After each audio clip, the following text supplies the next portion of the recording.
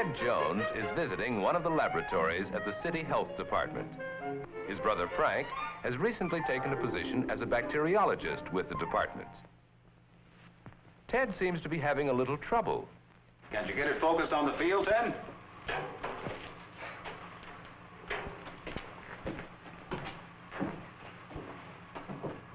Try using the fine adjustment knob. And do it more slowly. You're likely to miss the cells you're looking for, even though they may be there. Okay, I'm trying.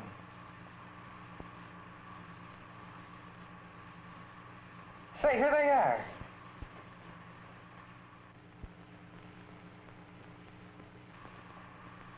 Here, look. Good. You know what kind they are? No. All I know is that they came out of that test tube that you gave me. Then they're one of the kinds of bacteria that cause food to spoil. Ted has just seen one of the many kinds of bacteria. Bacteria are found almost everywhere in our environment. Some float around in the air.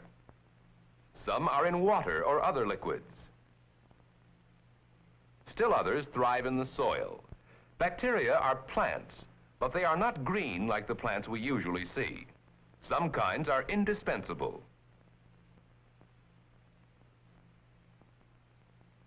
For example, countless bacteria are at work in this clover field.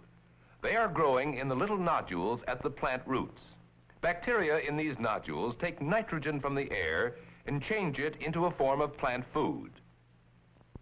Other kinds of bacteria are responsible for milk or cream becoming sour, the development of flavor and other qualities in cheese, and the disintegration of dead plants and animals. In fact, the effects of bacteria are so important that life as we know it would be impossible without them. Most bacteria are friends of man.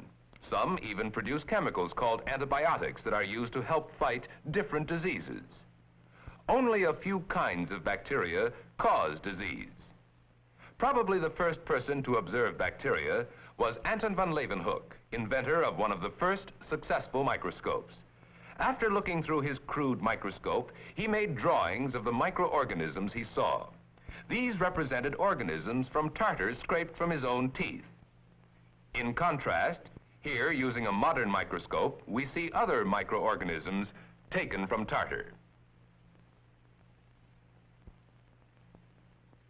After the time of Leeuwenhoek, generations were to pass before another achievement of great importance would be made in the study of bacteria. It was the famed chemist Louis Pasteur of France who in the 1850s proved that bacteria cause fermentation. This explained many of the chemical changes that go on in nature. Pasteur also proved that bacteria never develop out of dead organic matter alone, as some people had believed. He emphasized that bacteria can only come from other bacteria. Soon afterward, it was found that bacteria can spread disease from a sick animal to a healthy animal. But this discovery was made by Koch, a German contemporary of Pasteur. This discovery is the basis of the germ theory of disease. Robert Koch and his assistants also learned to prepare and use nutrient materials. Nutrient materials are usually jelly-like emulsions or fluids, which favor the growth of bacteria. Koch made other discoveries that helped lay the foundations of modern bacteriology. Since the time of Koch, much has been learned and many other kinds of bacteria discovered.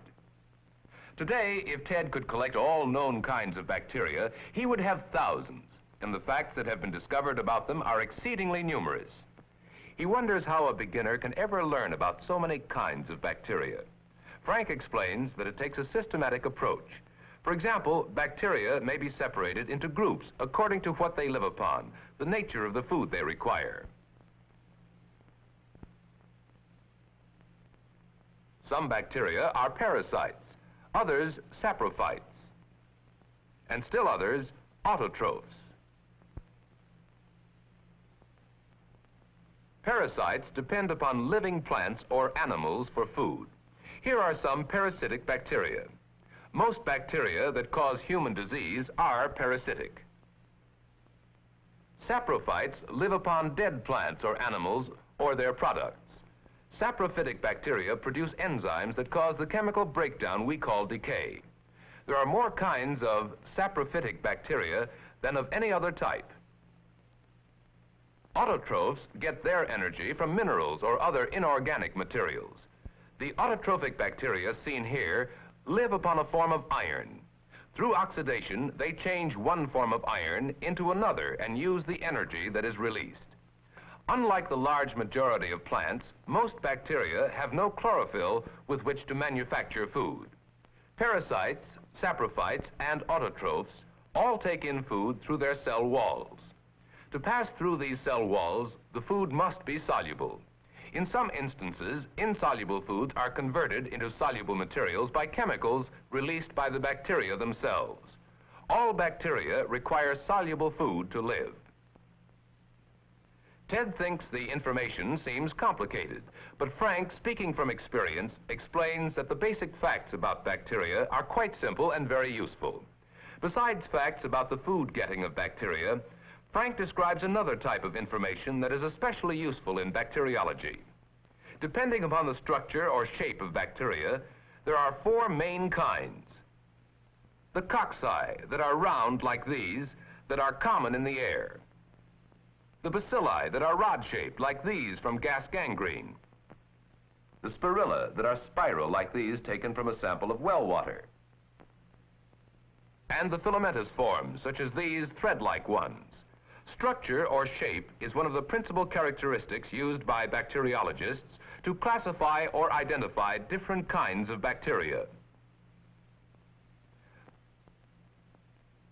The life processes of bacteria are simple. We've already seen how bacteria obtain food. Now we will consider their reproduction, which takes place through simple division of the cells. In drawings, we can see that bacterium cells are continually growing. When a cell reaches maturity, it divides again. This goes on and on about every half hour, as long as the food supply holds out, or until some unfavorable condition slows down or stops their development. The reproduction rate of bacteria may be greatly affected by temperature.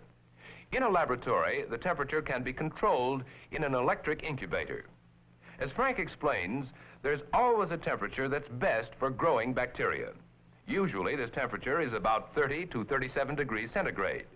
37 degrees centigrade is about equal to the normal human body temperature.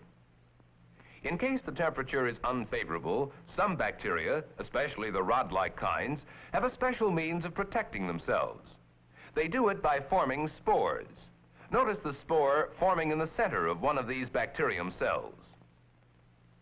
Some other kinds of bacteria form spores at the ends of the rods instead of at the centers. Either way, a spore has a special wall around itself that seems to protect the bacterium inside from such adverse conditions as cold, heat, sunlight, or disinfectant. Later, when conditions improve, the spore may change back again into the rod-like bacterium. Not many disease-producing bacteria go through a spore form.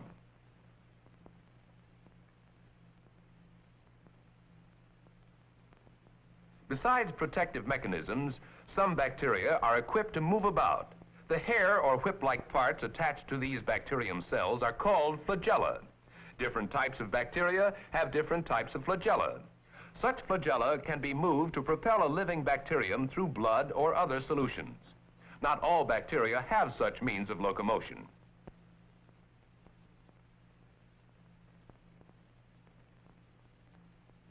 Since the time of Leeuwenhoek, progress in bacteriology has been phenomenal.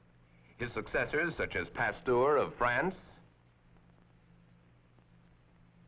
and Koch of Germany, have made discoveries and invented techniques indispensable in successfully preparing nutrient materials, growing cultures, and subjecting the cultures to tests that help identify and classify bacteria. Today, in bacteriology laboratories, work is conducted that leads to the control of the relatively few bacteria that are foes of mankind, and to the more effective use of the multitudes that are friends, in order to make human life more healthful and increase our standard of living.